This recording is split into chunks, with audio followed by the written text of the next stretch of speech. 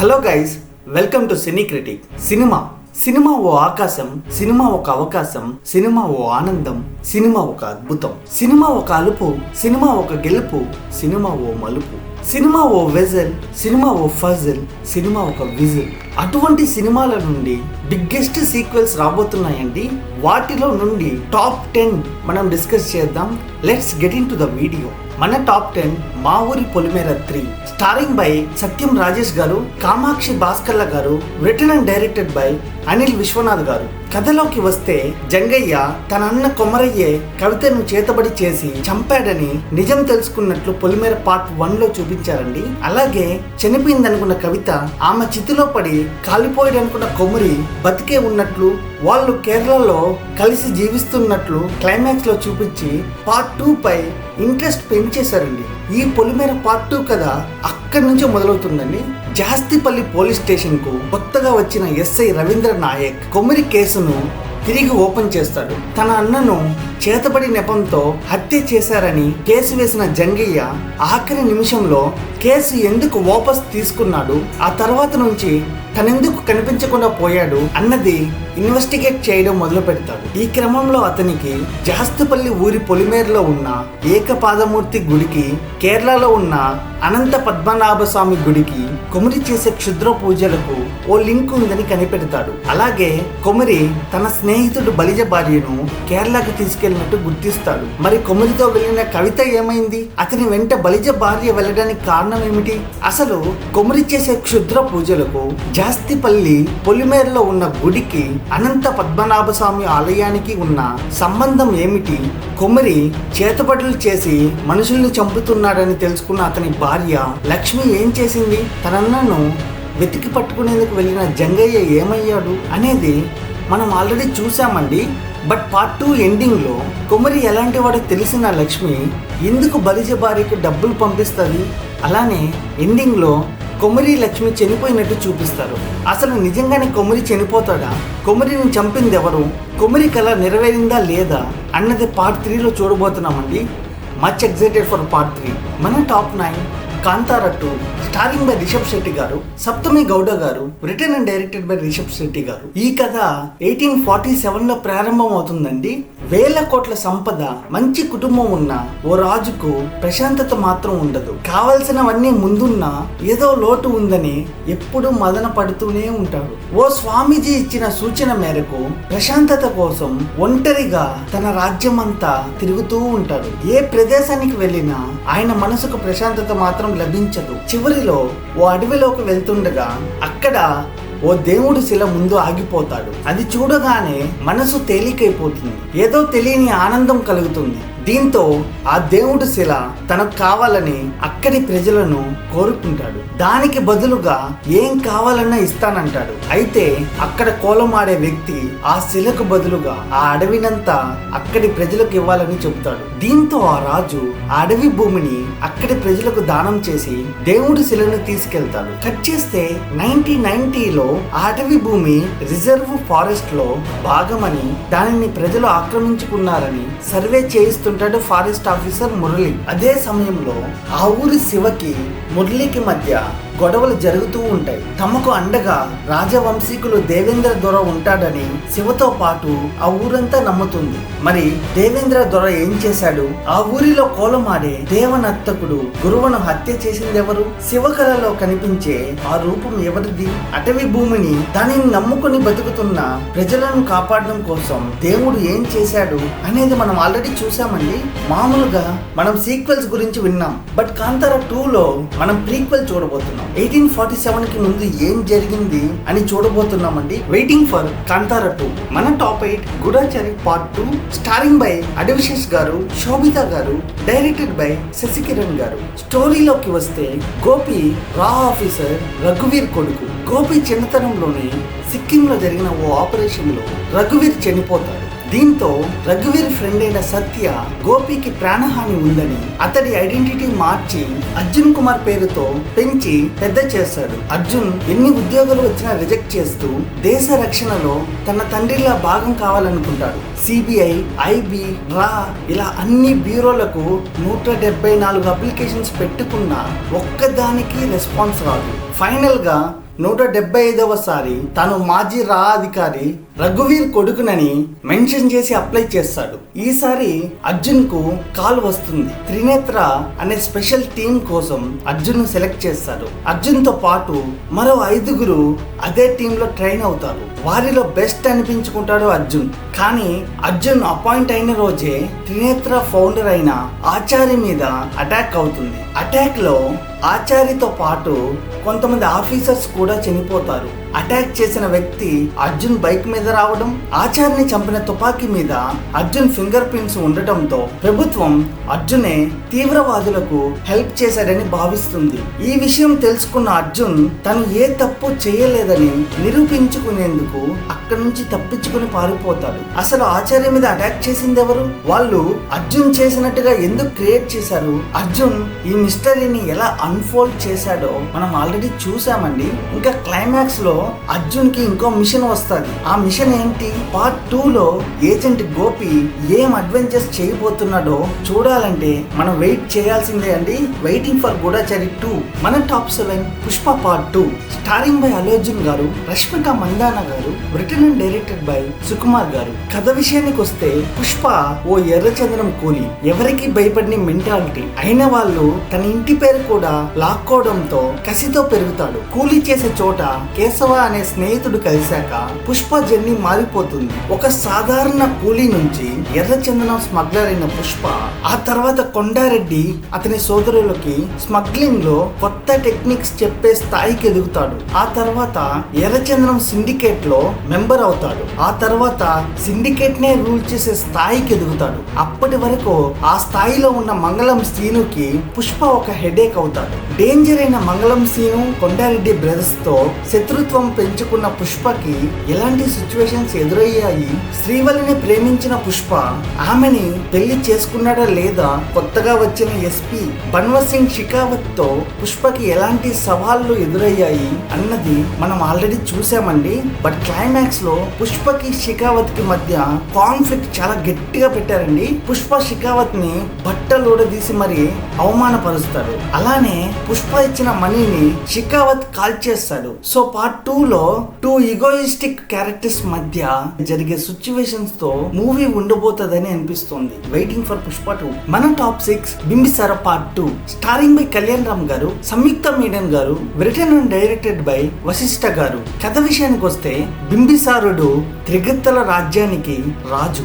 జాలి, దయ అనేవి ఆయన రక్తంలోనే ఉండవు. తన రాజ్యంలోని ప్రజల్ని పురుగుల కంటే హీనంగా చూస్తుంటాడు. ఎదురు తిరిగితే పండు ముసలి అయినా పసి పాప అయినా కనికరం లేకుండా కత్తికి బలిచ్చే సాడిస్ట్ బింబిసారుడు. అలాంటి రాజు అనుకోని సిచ్యువేషన్స్ లో క్రీస్తు పూర్వం 500 సంవత్సరం నుండి 2022కి వస్తాడు. మరోవైపు ఈ కాలంలోకి బింబిసారుడు వచ్చాడని తెలుసుకొని అతడి కోసం డాక్టర్ శాస్త్రితో పాటు కేతు తిరుగుతుంటారు. అసలు వాళ్లకు బింబిసారుడికి సంబంధం ఏమిటి? ఎలా బింబిసారుడు ఆ కాలం నుంచి ఈ కాలానికి వస్తాడు? ఈ టైం ట్రావెల్ వెనుక అసలు కథేంటి అనేది మనం ఆల్రెడీ చూసామండి. బట్ క్లైమాక్స్ లో బింబిసారుడు చనిపోయినట్టు చూపిస్తారు. బట్ ఆ తర్వాత ఈ బింబిసారుడికి చావే లేదు అన్న డైలాగ్ తో సినిమా ఎండ్ అవుతుంది. సో పార్ట్ 2లో బింబిసారుడు ఏం చేస్తాడో ఆ క్రేజీ జర్నీ కోసం వెయిట్ చేస్తున్నాం అండి. Eagerly waiting for Bimbisara part 2. మన top 5 Virupaksha 2 starring by Sai Dharam Tej garu, Samyuktha Menon garu, written and directed by Karthik Varma garu. ఈ సినిమా కథంతా రుద్రవనం అనే గ్రామంలో జరుగుతుంది.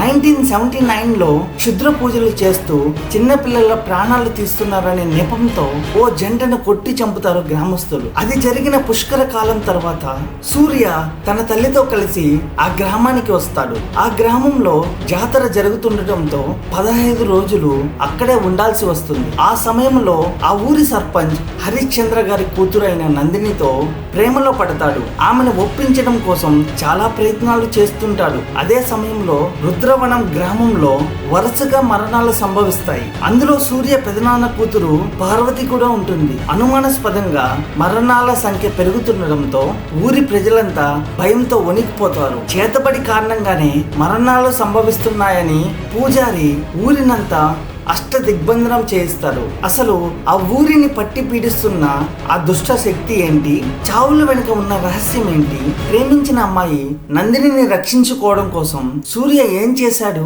ఆ మిస్టరీ డెత్స్ కారణంగా భయపడుతున్న ఊరి ప్రజలకు ఎలాంటి విముక్తినిచ్చాడు, చివరికి ఏం జరిగింది అనేది తెలియాలంటే సినిమా చూడాల్సిందండి. ఇంకా పార్ట్ 2 అయితే చాలా మంచి లీడ్ ఇచ్చారండి. హీరోయిన్ చనిపోయి హీరోలోకి వస్తుంది. హీరో ఊరి వాళ్ళందరినీ బంధించబోతాడు. అసలు ఏం జరగబోతుందో యాంగ్జైటీగా ఉందండి. Eagerly waiting for part 2.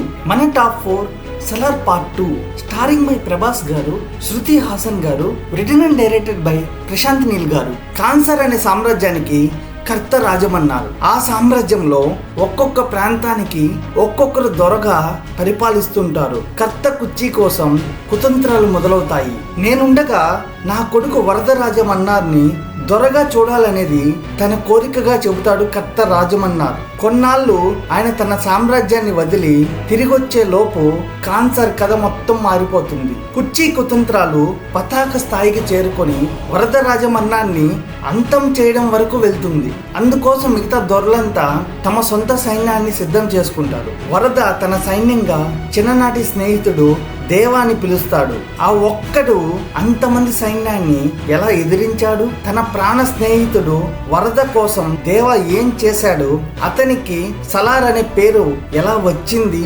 25 ఏళ్ల పాటు ఊళ్ళు మారుస్తూ తల్లితో కలిసి ఒడిస్సాలో ఓ మారుమూల పల్లెలో తల దాచుకోవాల్సిన పరిస్థితి ఎందుకు వచ్చింది, వీళ్ళ జీవితంలోకి ఆద్య ఎలా వచ్చింది తెలియాలంటే మూవీ చూడాలండి.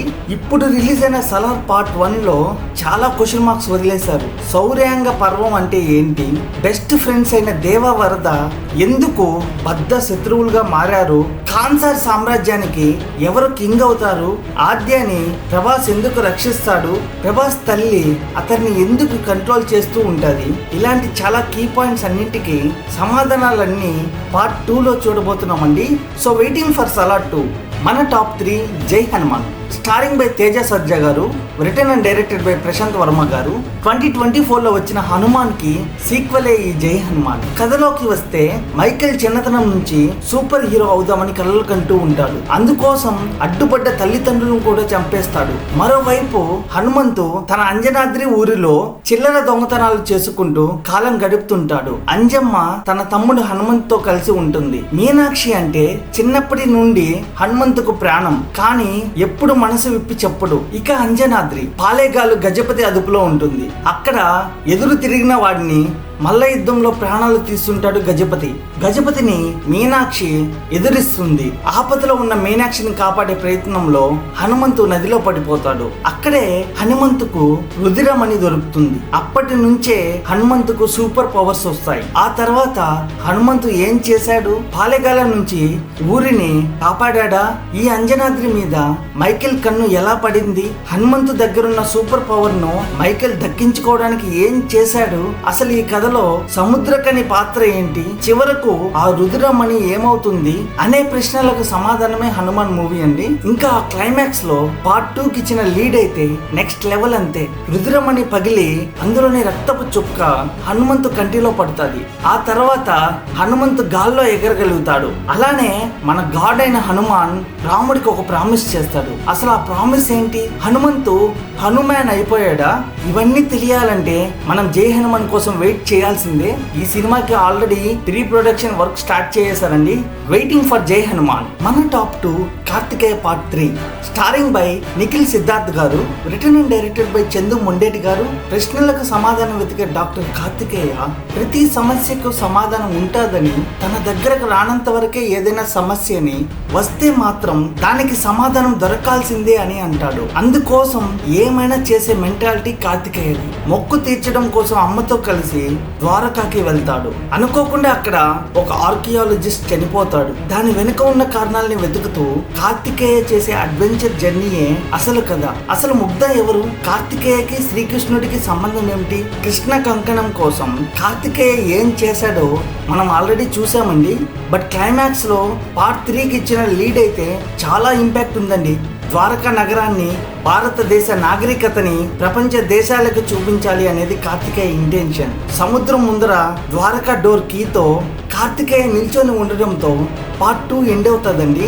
అదే షార్ట్ తో పార్ట్ 3 స్టార్ట్ అవబోతుంది. ఈ సినిమాపై ఎక్స్పెక్టేషన్స్ స్కై లెవెల్లో ఉన్నాయండి.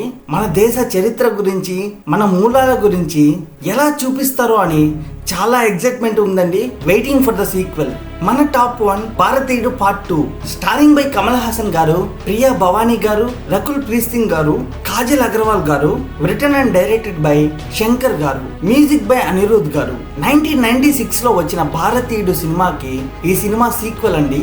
భారతీయుడు 1 కథ విషయానికి వస్తే, ఒక స్వాతంత్ర పోరాట వీరుడు దేశంలోని లంచగొండితనాన్ని ఆపడానికి ఏం చేశాడు అనేది మనం సినిమాలో చూసేయాలండి. లంచం తీసుకున్నందుకు కన్న కొడుకునే చంపేస్తాడు. అటువంటి భారతీయుడు మళ్ళీ వస్తే జస్ట్ ఇమాజిన్ ఎలా ఉంటుందో. ఏ తప్పు జరిగినా భారతీయుడు వస్తాడు అనే కాన్సెప్ట్ తో ప్రెసెంట్ సిచ్యువేషన్ ని బేస్ చేసుకొని సీక్వెల్ తీస్తున్నారండి. రీసెంట్ గా ఇంట్రో వీడియో కూడా రిలీజ్ చేశారు. భారతీయుడు ఇస్ బ్యాక్ అనే డైలాగ్ సూపర్ ఉందండి. ఇంకా ఈ సినిమాలోని స్టార్ క్యాస్ట్ ఉందంటే నెక్స్ట్ లెవెల్ అంతే.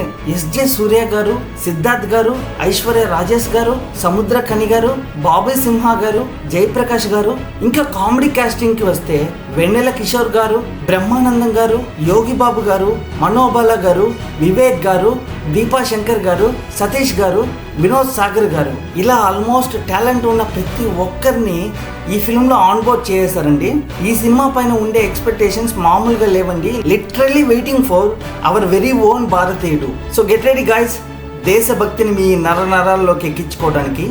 సో ఇవ్వండి మన టాప్ 10 తెలుగు సీక్వెల్స్. ఈ వీడియో మీకు నచ్చినట్టయితే లైక్ చేయండి, షేర్ చేయండి, మర్చిపోకుండా సబ్స్క్రైబ్ చేసుకోండి గైస్. Thank you.